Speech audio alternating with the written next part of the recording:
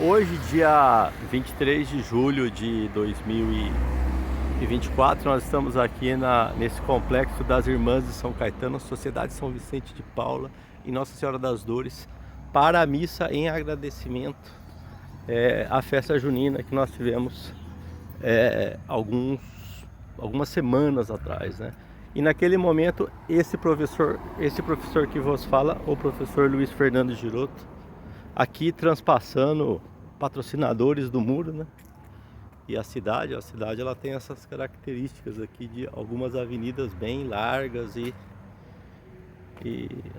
né? Bem assim expressivas. E se são largas, são espaçosas, quer dizer, evidentemente. Mas o fato é que as Irmãs de São Caetano, elas têm a sua sede mundial, né? Em Turim, na Itália.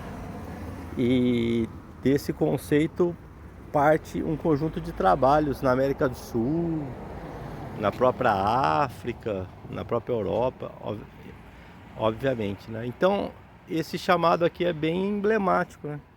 Onde houver um pobre para acolher, um doente para curar, uma criança para salvar, ali é nossa pátria. Madre Caetana foi a primeira, né? A primeira madre dessa congregação de São Caetano. E eu soube mais recentemente, não sei se mantém, que uma brasileira assumiu essa função, né? Inclusive parece que foi uma freira que trabalhou na região, em Oscar Bressani, ali na região de Marília, perto de Lutécia. É a madre superiora que trabalha em Turim, é brasileira. Foi a última notícia que eu tive nos últimos anos. Então, o padre fundador, né, das Irmãs de São Caetano é o padre João Maria Bocardo, né? E aí elas têm uma creche. Então são três unidades assim fundamentais, né? É a unidade do convento, que forma freiras. Essa unidade da creche para crianças, a princípio creche das meninas, mas hoje em dia eu não sei se é integrado bebês do gênero feminino e masculino. E o asilo São Vicente de Paula. E aqui, ó, nós temos a missa, né? A capela. Essa capela sinaliza o que? Uma parte importante do convento. E aí isso tem um quarteirão inteiro sobre, né, com essa experiência das Irmãs de São Caetano. Temos lá o Frei Saul Peron, né, que vai ser responsável então por essa experiência à missa. E o trabalho das irmãs é um trabalho que ele tem essa característica bastante complexa e bastante bem feita, né?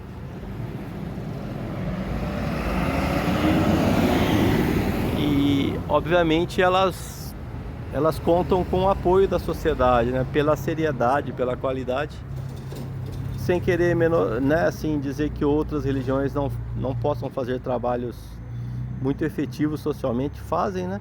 Mas a Igreja Católica tem esse diferencial realmente de uma igreja, como nos conta o Papa Francisco, uma igreja de saída, né? Uma igreja que contribui assim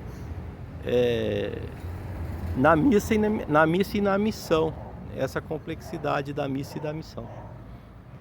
Então é muito interessante. Eu já tentei alguns contatos internacionais, né, com as Irmãs de São Caetano. O professor Samuel Joseph de Trindade e Tobago no momento se aproximou de uma doação aqui para as irmãs, depois acabou por não se concretizar, quer dizer, ele acabou não, e nós fizemos até um contato assim por teleconferência, né? E nós passei para o professor Samuel, o engenheiro, né, Samuel lá de Trindade e Tobago, passei o material sobre as irmãs, tudo. E naquele momento acabou por não... ele tinha alguns contatos na Europa, nos Estados Unidos, para doar recursos, né? E provavelmente ele achou que as irmãs iriam, pela estrutura delas, né, ter a condição de encontrar esse recurso aqui no Brasil. E aí ele doou certamente então para situações assim mais críticas, né? Eu acredito que esse é o perfil do professor Samuel, né?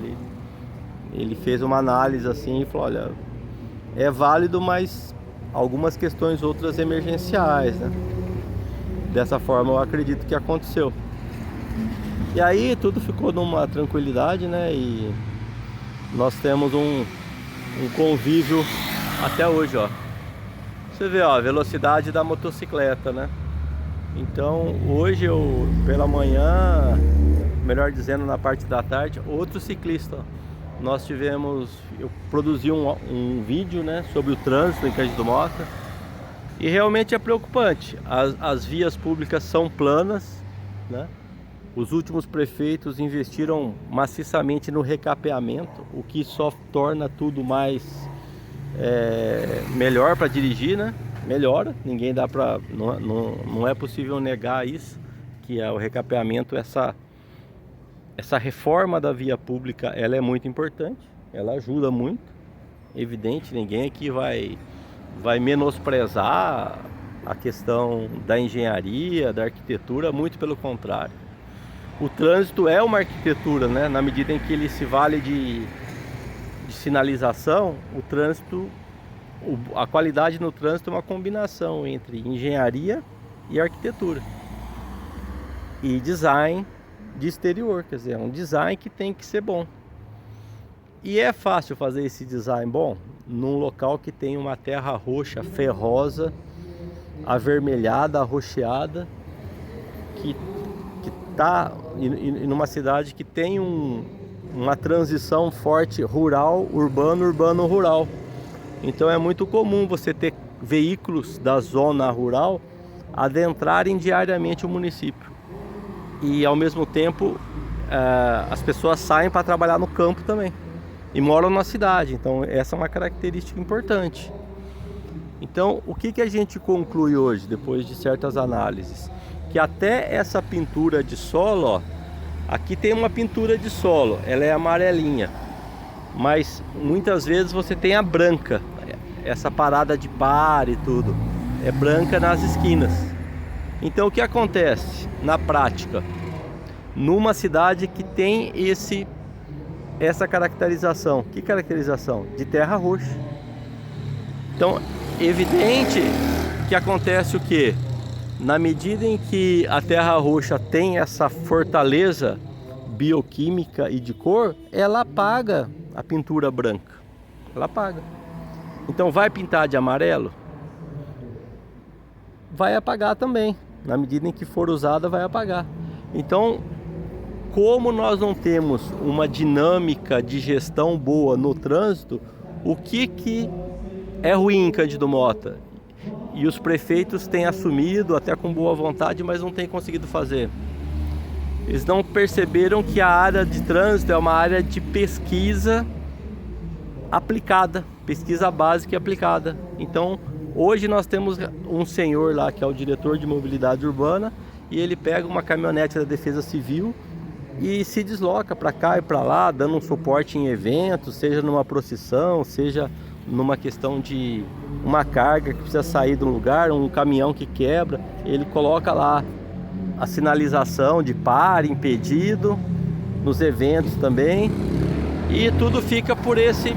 Aí ele tem mais algum trabalho administrativo dentro desse departamento de mobilidade urbana, que fica na Secretaria de Obras e Serviços, e a questão se finaliza por aí. De vez em quando um vereador ou outro tem uma ideia de alguma possibilidade, coloca um redutor de velocidade ali na rua, numa determinada rua, coloca uma rotatória pequena ali que vai dar certo, quer dizer, que melhora, tal, quer dizer, e fica isso muito pontual. Outro dia um vereador pediu na Câmara Municipal uma faixa elevada ali na altura do ginásio de esportes da escola Escola Municipal Helena Pupim Albanês, perto da Coopermota, perto daquela estrutura ali, da própria, como eu disse, a cooperativa Coopermota. Então fica algo muito episódico. Então vamos dar um exemplo concreto. Imagina um marido que fala com a mulher uma vez por mês. e depois o resto do mês ele fica quieto, ele não fala nada pra mulher. Eu sou seu marido, mas eu não converso com você, quer dizer. Eu falo uma frase por mês pra você, quer dizer. Esse relacionamento pode dar muito errado? Esse matrimônio, casamento ou matrimônio pode dar super errado? Se o marido começar a fazer isso, conversar com a mulher uma vez por mês e falar uma frase, ó, a frase do mês é essa. Ah, tá bom, falei. Então até o mês que vem, quer dizer.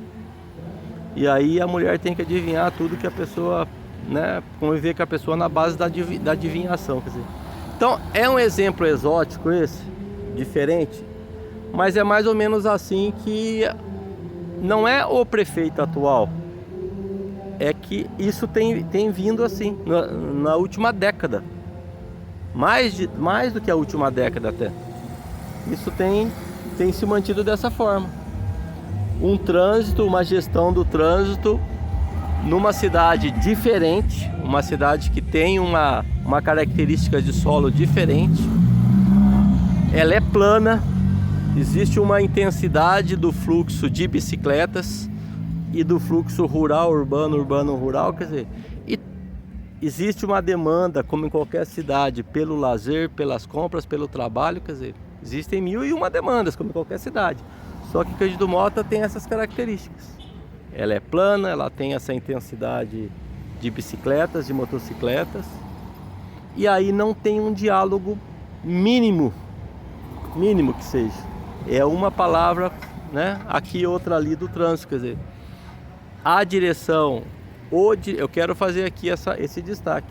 Nós não podemos olhar para o diretor de mobilidade e trânsito e dizer que ele vai mal, porque também não foi oferecido a ele uma estrutura. E ele também não teve condições de pedir, porque se pedisse certamente também não teria essa estrutura, porque não houve interesse. Então essa é uma realidade, que não há um interesse numa estrutura de pensamento, de criação. E aí, ao me dirigir para cá, você vê que o que é vir para um bom local, né? Isso ilumina a gente, uma missa, que eu vou entrar em poucos minutos. Simplesmente eu falo para a internauta o seguinte: o trânsito se caracteriza por uma determinada criatividade e comunicação? Sim. O carro ele comunica, ele acende o farol, ele tem a buzina, ele dá sinal. E como administrar o trânsito sem essa característica de criatividade e comunicação? Trânsito é criatividade e comunicação? A resposta é sim, é criatividade e comunicação. O trânsito em si, o estar no trânsito, o se locomover, sair da casa, ir para o trabalho, ir para o supermercado, ir para a zona rural, num sítio, voltar, quer dizer, isso demanda criatividade de quem dirige, para fazer isso certo. Criatividade é pensar em fazer bem e fazer certo. E isso tem que se comunicar para fazer isso certo? Tem. Agora, como administrar essa situação sem criatividade e sem comunicação? É a metáfora do marido com uma frase por mês. Talvez até uma frase por bimestre, por trimestre. Quer dizer, isso fatidicamente, né, ou dramaticamente, um momento isso dá errado. Porque não é assim que as pessoas convivem, né? Ainda mais um casal no matrimônio, um casal na vivência, na vivência e convivência, quer dizer, olha lá, uma criança, tal, bicicleta, né? É assim, quer dizer. Então precisa mudar. E vai mudar quando? Quando perceber que não mudar é pior do que mudar. Essa que é a realidade. O ser humano ele é muito tranquilo nesse sentido, né? Ele muda quando ele percebe que permanecer como está será pior do que mudar. Um grande abraço do professor Luiz Fernando Giroto, sob a bênção aí dessas magníficas irmãs de São Caetano, que tem toda a nossa admiração, né? E eu fiz questão hoje de vir aqui na missa, e eu vou para lá já. Caso contrário, o Frei Saul vem aqui e me dá a voz não de prisão, mas a voz de entra na missa, senão vai ter problema.